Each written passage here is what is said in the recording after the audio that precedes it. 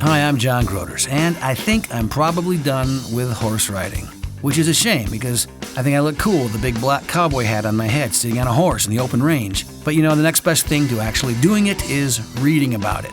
So meet Western fiction writer T.W. Lawrence, a man whose name looks kind of like a cattle brand, on today's No Shame.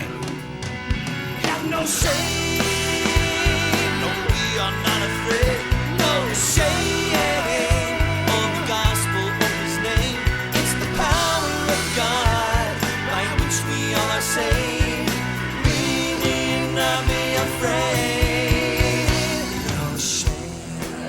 So we're here at the ICVM conference at the beautiful Marriott Hotel in Franklin, Tennessee, and I have had this great privilege this week to meet some creative people in all kinds of fields, and it's been a week of writers, too, a lot of writers here.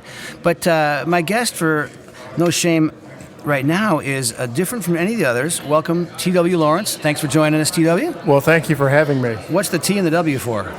It is a nickname that I grew up with that my family gave to me. We'll just leave it as TW. All right, it's a secret, and if we told you, we'd have to kill you.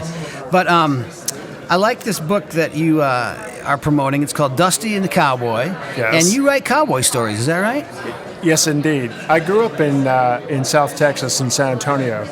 My dad was a veterinarian, so I was around livestock since I was a kid at both the ranches and the rodeos, and I fell in love with the people and the cowboy lifestyle. And so, particularly growing up when I did with Roy Rogers on TV and movies and that kind of stuff, we played cowboys, instead of playing football and that kind of thing. So I've always been enamored with that. Since then, I have done a ton of research on that period in time, which was very short. The heyday of the Cowboys was only a 10-year period. Really? And so, for one of the things, the Texans were kicked out of Kansas because of ticks that they brought with them with the Longhorns. And so the trail drives were of a relatively short duration. So the lore and the amount of westerns and cowboy stories is only over about a 10-year period. I never heard that before. Well, the heyday. The heyday, of it was. yeah. Yes. Yeah. They did cattle drives. After the Civil War, it was very tough to get beef because everybody had been involved with all the skirmishes and everything. So immediately after the war, big clamor for meat, particularly in the north. All the cattle were left to free range during the war. So there was all this free beef if you could gather them up, hence the start of the cattle drives. When they had to start producing the herds, it became a different industry. So tell us about the lifestyle, even the heyday of the cattle drives, and how do you portray the lifestyle? For the most part, it was people who were itinerant. They were very comfortable being not really day laborers, but they would do a cattle drive, or they would work for, as they say, they'd work for the brand for a short while, but then they would feel free to leave and go work for another brand, particularly as they moved from place to place to place. One of the rules in the Old West was it was impolite. As a matter of fact, it could be downright dangerous to ask a man his name, because he would want to know, why do you want to know? Because he probably was on the run from something, and he was assuming a different identity, and he didn't want to get into the whole complication of, well, here's who I really am, please don't tell anyone. And I walk right into this interview asking you what TW stands for. I apologize if you're on the lam, some kind of witness protection program. I did not mean to out you. Thankfully, this is radio. No one can see you. But even the branding, and I'm looking at your shirt. So T.W. Lawrence has a shirt, and it's got his name on it, and he's got a cattle brand on it, kind of a T.W. cattle brand. And I was noticing recently as I passed a flock of sheep that the branding was all in spray paint. And you said, well, you got to be careful with that. Well, there's a difference. The reason why they're spray painting them is to number it, but it's very temporary. And people do not, as actively as they did back then, rustle livestock. So it was easier to steal something that had no brand on it. And with the spray painting, it could have been done if there was a better honor system, but there wasn't. Right. So they wanted something a little bit more of a permanent marker. So, all right, let's talk about Westerns. My dad, I know, was a massive Roy Rogers fan. You mentioned Roy Rogers.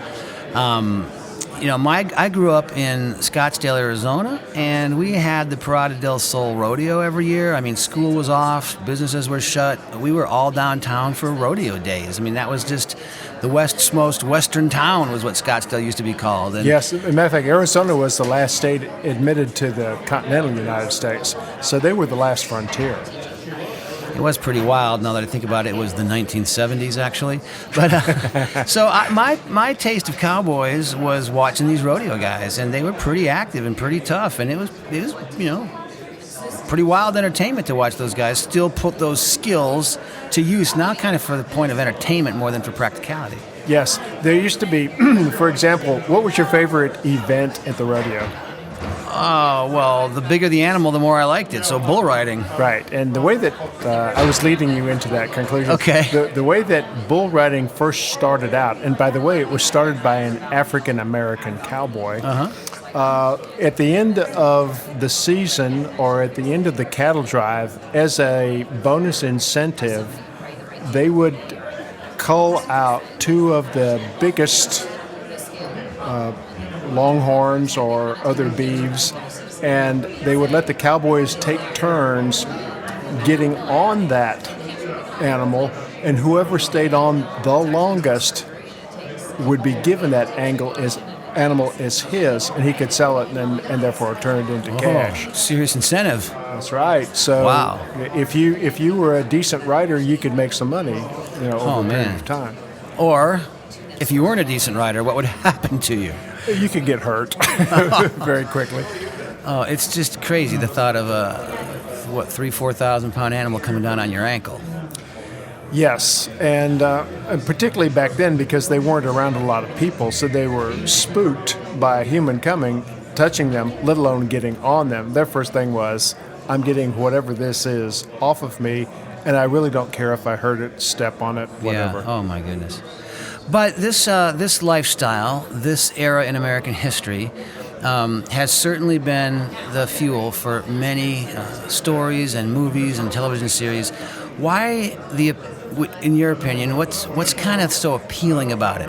Well, there's two things. One was the characterization of the cowboy being the symbol of independence.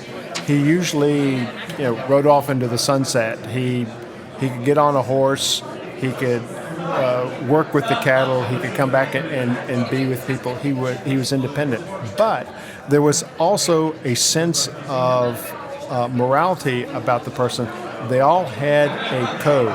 You've heard of people talk about the cowboy code. Yeah. Now, all the people that were movie stars back in the 40s and 50s, Roy Rogers had a code of ethics, and it was his fans did that. So did Gene Autry, and usually one of those tenets would be respect for parents, respect for the flag, and reverence for God. So we had this sense of these are good people, these are strong people. They're not kidding around. They can get the job done, and I'm going to look up to them because of their strength. Is that okay? A minute ago you said don't ask their name because they're probably on the run from the law, but now you've said their code was the respect for parents and the flag and God. Are those inconsistent? No, I was talking about the movie stars were. Yeah, their code. Oh, I see. But there was a code, and there were lines drawn, like you didn't take another man's horse. You didn't steal from him. If you did, you were going to pay a price that would be enforced by the group. Very tribal in that regard. The other thing that's interesting is that if you think about it, the cattle drives were America's first diversity program because Caucasians, the Anglos, were only about 1/3 of the cowboys that went up the trail. The other third were African Americans, particularly after the Civil War, because the African Americans moved out away from the traditional South, and they found skill sets in working with animals, and the other was a mixture of Hispanic and Native American. So you had at any campground, and they got along well together because they were team players. You had basically Anglos and African Americans and Hispanics and Native Americans, but in the old movies you never saw that. You only saw the Caucasians. That's really interesting. And you're saying in that context, how was there racism, or did they get along with one another? You said They got along. They got along fine. They didn't realize that there were. They didn't have the attitudes that you would have today. If you had a cattle drive today and threw these people together, you could have more friction. But they didn't see it because what they were trying to do was to get from Texas to Kansas and back with money in their pocket, and they were depending upon their fellow cowboys not to put their lives in peril to help them out with the dangerous situations they felt that they found themselves in with the terrain, with the cattle, that kind of thing. Very, very much like a military organization. What were the size of these herds? When you're talking moving from Kansas to Texas and back, what's it look like? Well, the minimum size, to make it practical in a business sense, was probably about 1,000 cattle, and sometimes upward of 3,000 cattle. It kind of depended, and the logistics kicked in there because the larger the herd, the more riders you had to have to keep them contained. And the very big herds, for example, not only had one chuck wagon, but had two chuck wagons. And the second chuck wagon carried nothing but supplies, no utensils and that kind of thing. And they could have as few as 8 riders, and the boss, or they could have up to 20 riders and the trail boss. So it just depended. But the more that they took up, obviously more efficient it was because you could sell more cattle for the same in the same length of time and have a bigger payoff. And this heyday, are we talking 1880s? Yes. Yeah. When Kansas was the first to outlaw basically Texas cattle.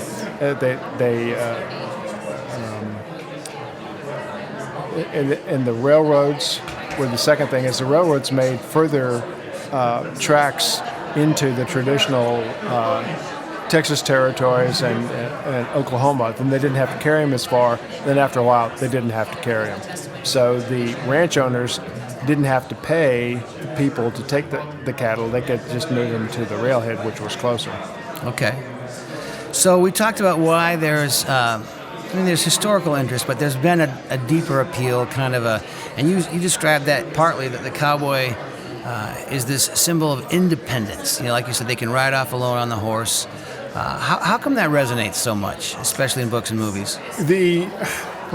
It's because I would say it exists today because of good marketing. If you look at some of the magazines where they talk about the top brand recognition, somewhere in the top 25 is going to be Texas. Because you think, if somebody says Texas, you have an image, and you have an image of the cowboy. Mm-hmm. When I was working in corporate, and I would tell people, particularly foreigners, people from any of the Asian countries or from Russia, you say you're from Texas. First thing they do would be to look down and see if you were wearing boots. If you were not wearing boots, they would say you cannot be Texan because, they say, oh yeah, well, I'm sorry, I have my horse tied up outside. I didn't actually drive today. The image of that is because we want to think that there are those strong tribal leader types out there. It's the equivalent of the samurai in Japan. I think you talk about marketing. When you watch a rodeo today, occasionally I'll catch one on television. The bull riders wear hockey helmets. Yes. They're lighter and probably more effective. And the vests. And they wear vests. But truthfully, it's like you take the cowboy hat off the cowboy, the whole thing kind of falls apart for me. It does. I don't get as much enjoyment watching those. I realize why they're doing it, because it is dangerous. One of the things that we do, I'm a cowboy church chaplain, we go to the rodeo events to take the church to them. And so we have prayers before, particularly with bull riders, before the events.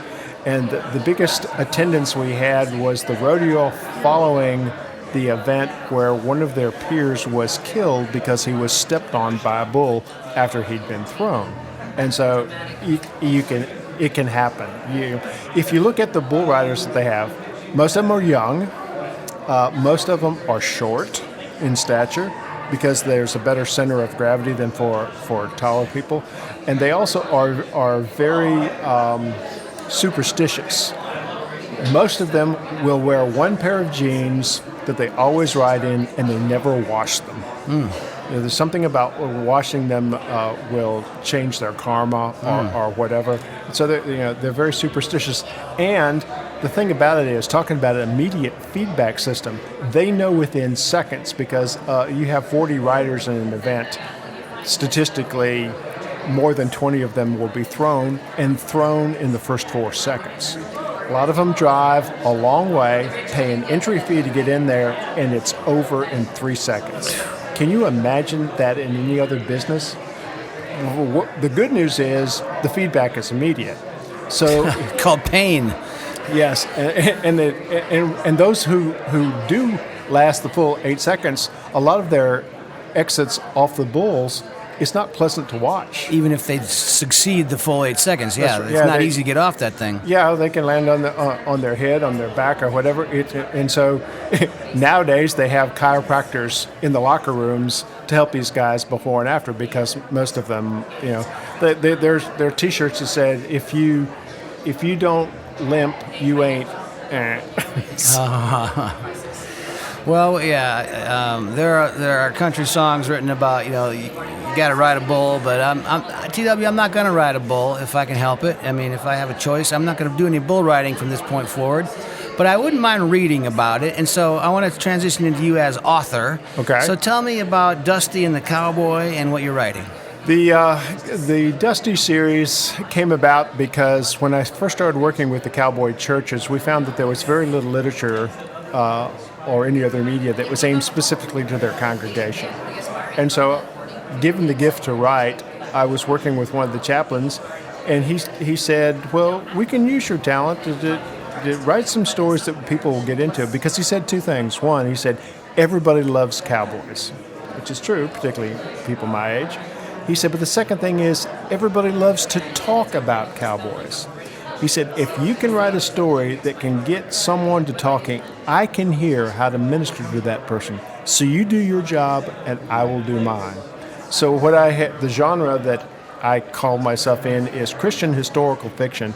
It's basically a good cowboy story that has a little verse, a message, but it's a good story so I can reach out and grab you emotionally, pull you through it, let you hear the thing, and then let go. The way that a lot of people who have read it said, I didn't realize this was a Christian book until you told me that.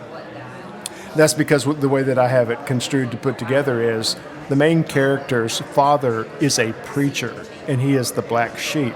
So he's kind of gone away from that. And so it's easy for him when he says, oh yes, I heard that in the book of Luke. You think, how does a cowboy just happen to know that? Well, his dad was a preacher, and his brother is aspiring to be one, so he's got that side of the family and the other. So it's kind of like, okay, I can see this conflict. So you can root for the good guys or the bad guys, but you still get the message. How long are these stories? The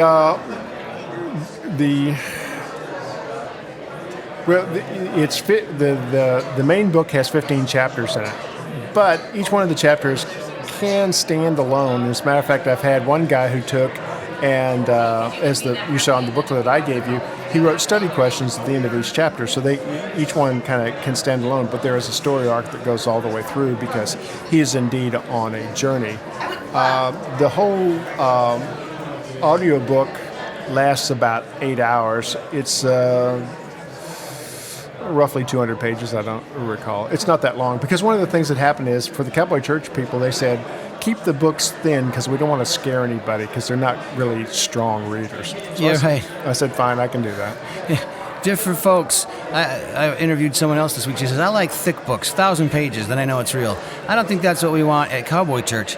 How do I get a hold of this, TW? This sounds interesting to me, and I want to read the book. What do I do? Well, you can look up T.W. Lawrence at, if you just Google it. but it's for sale on Amazon, and DustyandtheCowboy.com is the website that we keep you up with what's happening with Dusty. Now, if I've never heard the term cowboy church, what are you talking about? Cowboy Church is kind of a loose used to be a loose organization. It's for think about it two ways. If you're truly a cowboy in this day and age, you're going to livestock events, and they're on the weekends, which means you miss your traditional church because you're out of town.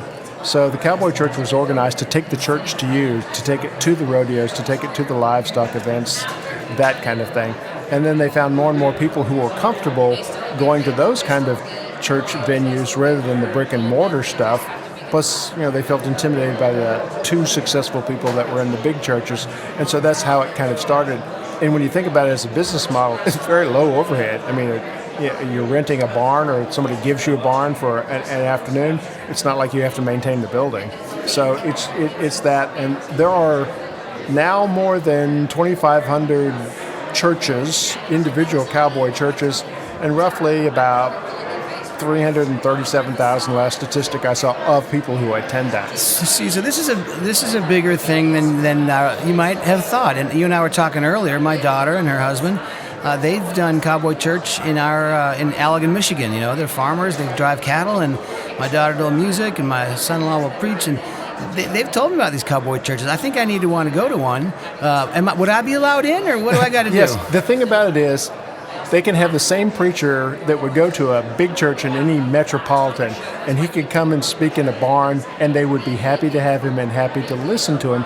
Although the preachers have to realize they have to kind of get a little bit more basic than heavy theological stuff.